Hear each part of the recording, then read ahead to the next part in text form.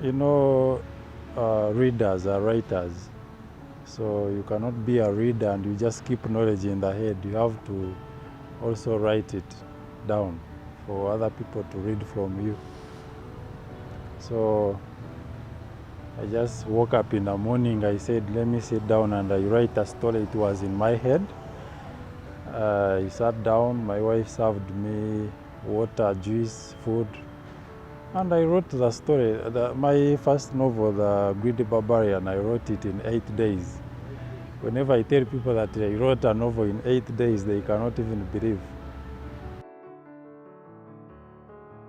The Greedy Barbarian is just any other African literature book, talking about a small boy growing up in the countryside, struggling through education, and goes to politics, and becomes a president eventually, and he overstays in power for 40 years, and people become angry because of the impunities they were subjected to, the injustices, the corruption, the murders, whatever evil. And they go on the streets and they catapult him together with his family. He's murdered. And the country gets a new president, of which the new president transforms the country within 15 years and becomes a first world country. So that is the story in the first book. It is written in using descriptive language, setting, African setting, just like these normal books you read in literature, Animal Farm and Kozia Chifefe's The African Child. So the second book, when I was taken and tortured, I had to come up with another story. So I narrated whatever I went through in another book. So again, they came for me. I've written many books. I've written about 5 or 6, I think 6. But I've published 2. The third one is in a pipeline. Others, these people of CMI, they took them on my laptop. So I do not have any, I have to rewrite them again.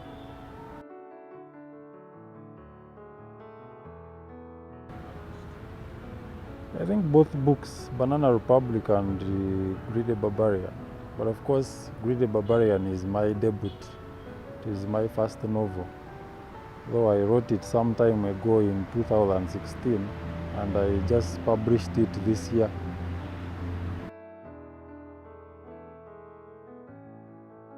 It was Easter Monday this year in April. I think it was 13th.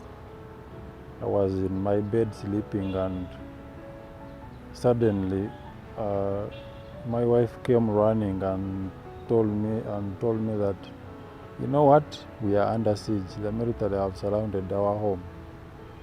So I got up like this, wrapped myself with a towel, and before I could even jump off the bed, the idiots had already entered the house, even had already entered the bedroom.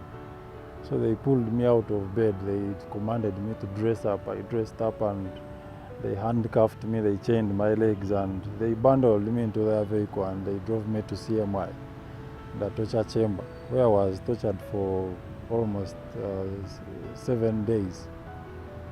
And it is from there where I was picked and taken to court, Kangaroo Court in Uganda. And I was remanded for about 15 days. They told me I have issues with the State House. I did not know then which issues. And definitely I knew that they were arresting me because of my book, The Greedy Barbarian. Though when I was writing it, I didn't know that I was invoking someone. I was poking the anus of the leopard. So when I was taken to the torture chamber in Mbuya, in CMI, they interrogated me about it, about the book. They told me to describe the characters in the book. You can imagine I used fiction, I did not use these people here in the government. It is a work of imagination, fictitious characters. So I looked at them beating me up, telling me to describe the characters in the book. I was like, now how do I describe? How can I relate? How can I reconcile that this one is Museveni, this is Janet, this is Muhoozi, this is Second, this is who? It's just a work of imagination, just giving them headache. Because maybe what I wrote about is exactly what they are doing, You know, when you talk about that, a pig gets annoyed. Because if you cannot talk about that or dirty things when the pig is around.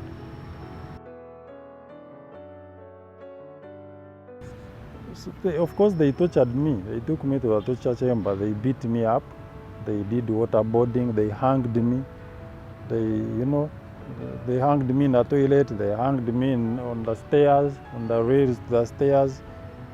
I almost died. They beat me up. All my body was swollen. I started urinating blood. By the time I got out of prison, I had inflammations in the brain. My kidneys were damaged. My eyes were damaged. The Constitution is very clear. The whole of Chapter 4 of the Constitution is very clear about human rights. You cannot get me and you beat me and you almost kill me like as if I'm a pig.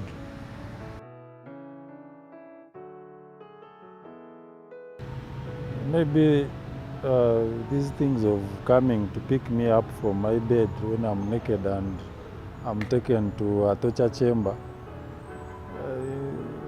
maybe I can say that it has increased the sales of my books, because when I was arrested for the first time, anyway, my book was already a hot cake in Kampala.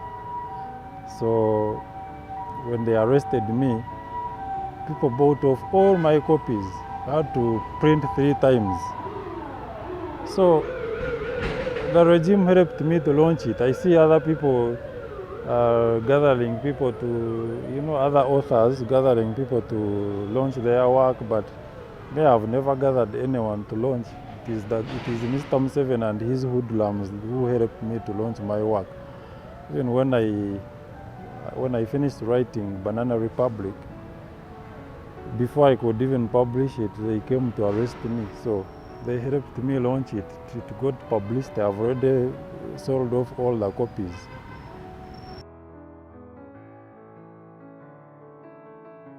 I think I'm the first Ugandan to narrate my ordeal when my tormentors are still around. Because I am brave. I know that I'm brave. Because I come from Rukunjiri. What do you expect? People who come from Rukunjiri, we are very brave and defiant. So you cannot just torture me and I keep quiet. Of course, I have, when you torture a writer, he breathes ink. So you cannot just torture me and I keep quiet. No. I have to narrate my ordeal. I have to expose your impunity. I have to put it in papers so that people read and see how barbaric you are. So I exposed them.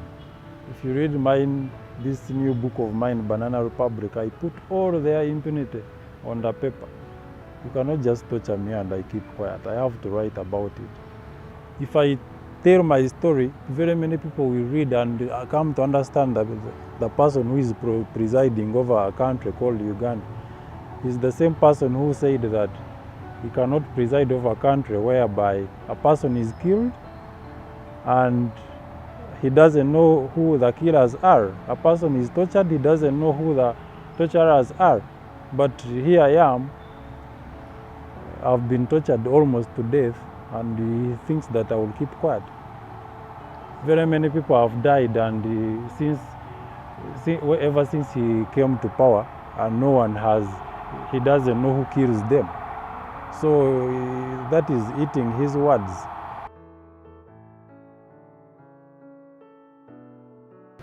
So you cannot say that journalism is not under attack when we have such threats. When I got out of prison, very many journalists had prepared reviews and of course their editors refused to publish them. Orders from above. You have seen journalists being blacklisted, the government writing to media houses, instructing the bosses to fire them. So it is our responsibility as writers to reflect the times we are living in. You know, if we are living in an impunity world, we have to expose the government. We have to expose the impunity. We do not have to keep quiet. We have to use our talent as writers, our gifts, and we write about the injustices, the impunities we are being subjected to. I call upon all the writers, wherever you are, you know that you can use your pen to do something. Please do not be a coward. The dictator cannot arrest all of us, no. For me, I woke up in the morning and I wrote a book, literature novel. Little did I know that I was annoying someone. So if he thinks that I annoyed him and he sent military to come and pick me from my home and beat me up as if I am not a Ugandan, he was supposed to say, we are taking you to court. He was supposed to take me to court. Because it is the court that serves justice. They took me to the torture chamber and they hanged me like Jews hang Jesus. So that is not how things are supposed to be done. And when I came back and I narrated my story, still they came back for me. And I was taken there and I was tortured still. That is very barbaric.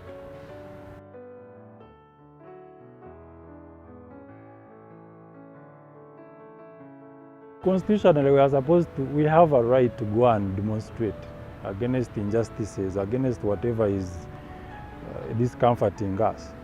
Anyway, it is kind of a social contract between us Ugandans and him, the president. Though I doubt his legitimacy as a president, he came with a gun and still he has been using the gun to stay around. You saw what happened in 1996. I don't know how old were you. You saw what happened in 2001. I was a voter. 2001 I voted. In 2006 you see what happened. In 2011 you saw what happened. In 2016 just recently. So now how do you really cement the legitimacy of such a person? So a person who uses institutions to keep himself in power. You know, democracy depends on strong and independent institutions. So how do you really say that the president is a legitimate president when he uses the institutions, the police, the army, to rig votes? He uses the electoral commission. He's a computer-generated president. He's not voted by the Ugandans. So